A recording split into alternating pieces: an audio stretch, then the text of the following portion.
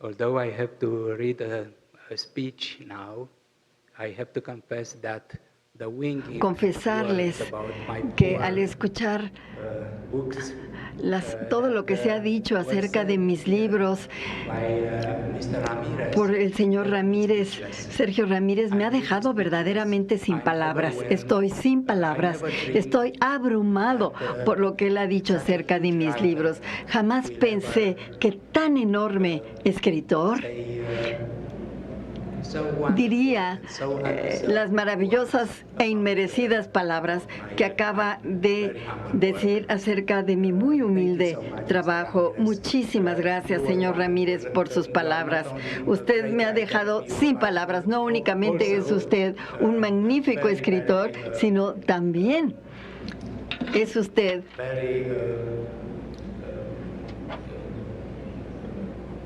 very wonderful man. un maravilloso ser humano.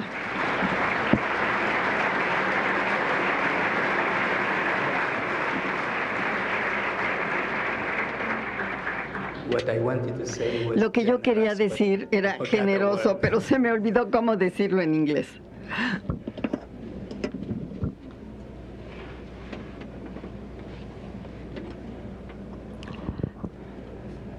Stimați prieteni, în dialogul Republica, Estimados amigos, en su diálogo La República, Platón imagina lo que para él sería la ciudad ideal, pero que nosotros, con la desaventurada experiencia, podemos decir que desde aquella época denominamos más bien una cárcel ideal. Era la ciudad cuyos dirigentes tenían derecho a mentir por el bien del pueblo, en el que el control sobre cada ciudadano era total y abarcaba todos los aspectos de su vida, en la que no existía el derecho a la libertad de expresión, en la que los mejores guerreros eran recompensados con las mujeres más bellas en un proceso de eugenesia social que anticipaba el nazismo.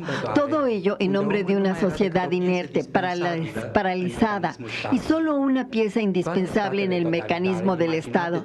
Todos los estados totalitarios imaginados a lo largo del tiempo han compartido algo de esa pesadilla en la República de Platón.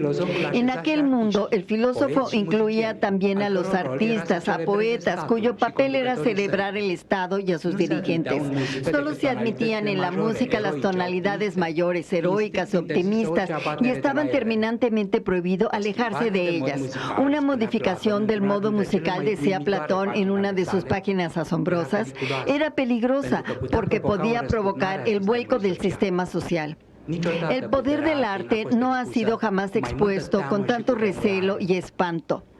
Para el filósofo griego, la música no es un placer de los sentidos, tampoco puro hedonismo, sino una fuerza terrible, revolucionaria, que los estados deben temer.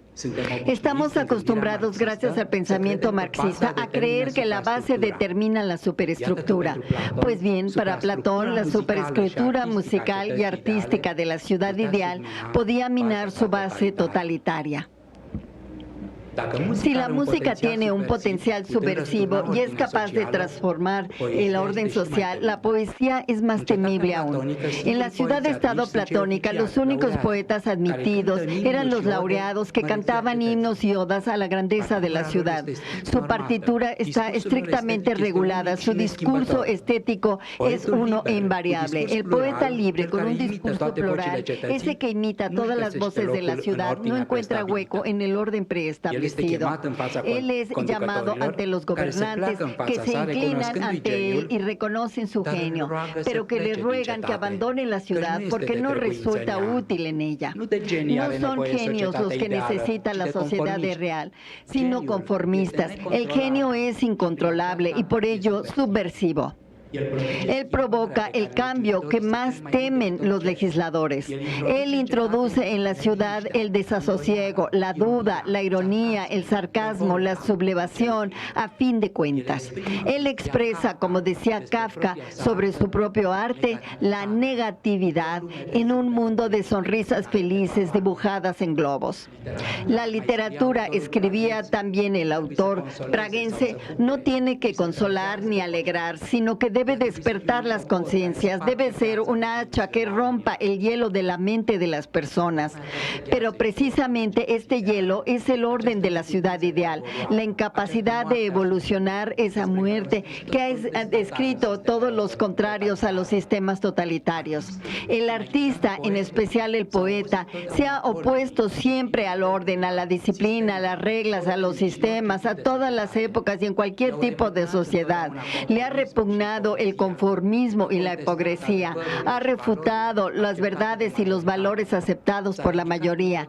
Se ha alzado siempre contra todo aquello que asfixie la libertad humana.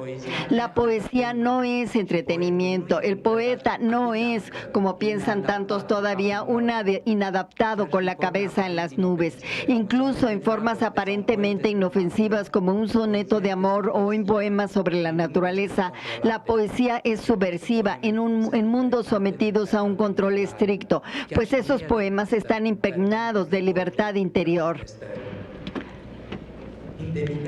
Durante miles de años, en la República de Platón hasta nuestros días, los poetas, aparentes pájaros cantores, inútiles e incluso un tanto ridículos a ojos de sus semejantes, han sido perseguidos sistemáticamente, acosados y muchas veces asesinados por sus ideas y sus visiones, y sus libros han sido censurados, prohibidos, quemados en numerosos momentos de la historia. El arte de la poesía, siempre a la búsqueda de la belleza, siempre agonizante y siempre resucitada, ha sido invariablemente uno de los medios más eficaces para reavivar las conciencias, para despertar la dignidad humana, para preservar la libertad siempre amenazada en nuestro mundo jovesiano. La poesía es, de hecho, otro nombre para la libertad. El poeta es temido y acosado desde hace miles de años, no solo por su subversión fundamental. En un relato profético titulado El informe de Brody, Borges habla sobre un mundo humano en profunda decadencia, aletargado, anárquico, lo opuesto a la ciudad platónica. Los miembros de esa tribu de Yodi yacen en el barro, abúlicos, carentes de conciencia de sí mismos y de las instituciones, pero de vez en cuando, cuenta Borges, uno de esos que yace en el suelo se incorpora y, perturbado y alucinado, grita unas palabras que ni siquiera él mismo alcanza a comprender. Si estas asombran y conmueven a los demás, el que las ha pronunciado es llamado poeta. Y a partir de ese momento, cualquiera tiene derecho a matarlo. La parábola borgesiana muestra una vez más cuánta energía sacra encierra el extraño acto de la poesía, pues el poeta no es tan solo un revolucionario, también un profeta. Es un medio a través del cual habla una criatura inapelable y extraña. Es un portal a través del cual lo milagroso, lo sagrado, demoníaco, exático, lo obsceno, lo divino y lo terrible penetran en nuestro mundo. Él no habla tan solo con sus palabras para sus semejantes, sino con las enigmáticas palatales y las fricativas de la voz del más allá. Él no es perseguido y asesinado únicamente como un simple contestatario de cualquier orden y cualquier sistema social, sino también se alza como una voz de lo incognoscible, de lo indomable, que el filisteo, el burgués, el hombre materialista teme más que cualquier otra cosa. Los profetas bíblicos no profetizaban voluntariamente, sino obligados por la divinidad, que a menudo procuraban ir y esconderse, pues la profecía te quema por dentro como una llama que no se apaga. Del mismo modo, los poetas no pueden callar, tampoco cuando se encuentran bajo la amenaza del hambre, de la pobreza, del desprecio del público o del poder arbitrario. Su voz interior debe hacerse oír a cualquier precio.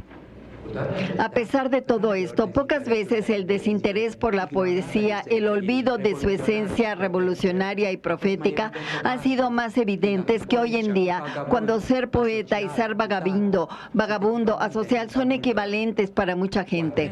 Una tercera característica de la poesía, tan importante como las dos primeras, puede deducirse de una soberbia página de J.D. Salinger en el relato Levantad, carpinteros, la viga del tejado. momento. Seymour Glass, el poeta y profeta de su familia, va de visita a la casa de su prometida Muriel para conocer a sus padres.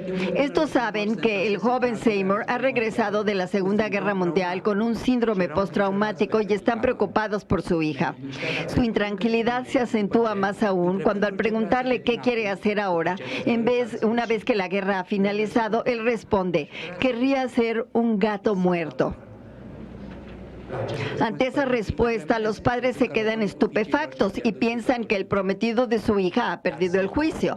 Pero Seymour le explica posteriormente a su novia que él se ha referido a una antigua parábola zen. Cuando le preguntan a un monje zen cuál es el objeto más valioso del mundo, él responde: un gato muerto, pues nadie puede ponerle precio. La poesía es el gato muerto del mundo consumista, hedonista y mediático en el que vivimos. No se puede imaginar una presencia más ausente, una grandeza más humilde, un terror más dulce. Nadie parece ponerle precio hoy y, sin embargo, no existe nada más valioso. Solo lo encontramos en las librerías si tenemos la paciencia de llegar hasta las últimas filas de las estanterías. Los poetas no tienen ya estatuas como en el siglo XIX, ni reputación como en el siglo XX. Obsesionadas por las ventas y la rentabilidad, las editoriales huyen de la poesía como el alma que lleva el diablo. No se puede imaginar hoy un destino más dramático que el del poeta que decida consagrar toda su vida al arte. Los antiguos arruinaban su vida, en muchas ocasiones también la de otros, por la locura de un verso hermoso, pero confiaban al menos en el reconocimiento de las generaciones venideras. Ellos podían creer sinceramente, como dijo Dostoyevsky, en la salvación del mundo, pero hoy ya no sabemos qué es la belleza, ni tampoco el mundo, y no entendemos qué significa salvar. ¿Qué vas a salvar si vivimos en este mundo sin la perspectiva de conseguir algo a través del arte y, en definitiva, de su profesión? Sin la esperanza en la gloria y en la posteridad, el poeta está condenado a la vida asocial y fantasiosa del consumidor de hashish. El poeta, como el soldado, no tiene vida propia. Su vida propia es polvo y pólvora, escribía Nikita Skatanescu. Y hoy, cuando la civilización del libro agoniza y cuando nos penetramos con voluptuosidad en los espantosos desfiladeros de lo virtual, la poesía es menos visible aún.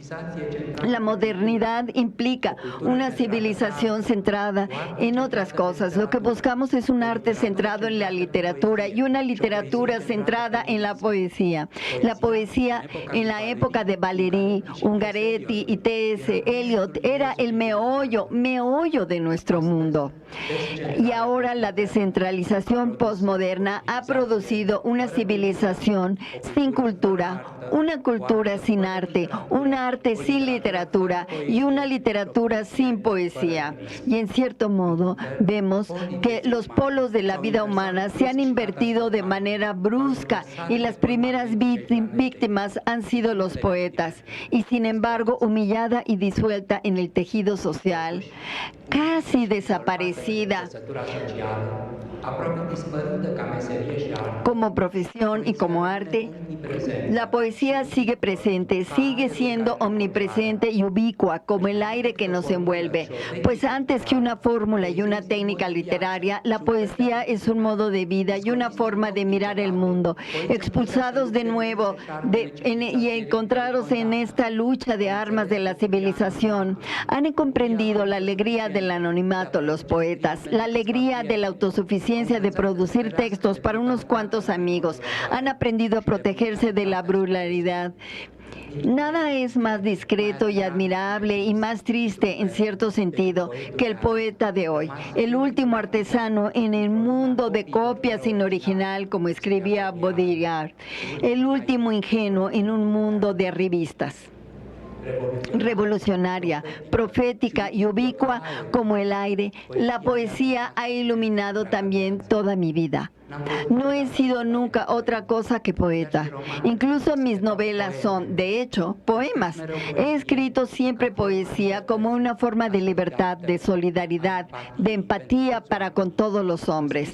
He escrito en contra de las guerras y las discriminaciones de todo índole. He escrito para los que leen poesía, para los que jamás leen poesía también. Agradezco por ello, con modestia y reconocimiento, al jurado que me ha concedido el Gran Premio Internacional de la FIL. Es un honor y una alegría inconcebible encontrarme ahora en la lista de escritores que desde 1991 han tenido la oportunidad de recibirlo. Recorrer esta lista que abarca algunos de mis héroes literarios como Nicanor Parra, Juan Coitisolo, Antonio Lobo Antúnez, Alberto Breis Echenique, Yves Bonfoy, Enrique Vilamatas, es suficiente para demostrar la calidad y la importancia incomparables de este reputado premio. Muchas gracias asimismo a la presidencia del premio y al presidente de la Feria Internacional del Libro de Guadalajara, una de las ferias del libro más famosas del mundo. Y para acabar, gracias a todos los que se encuentran ahora junto a nosotros en esta sala. Gracias, gracias.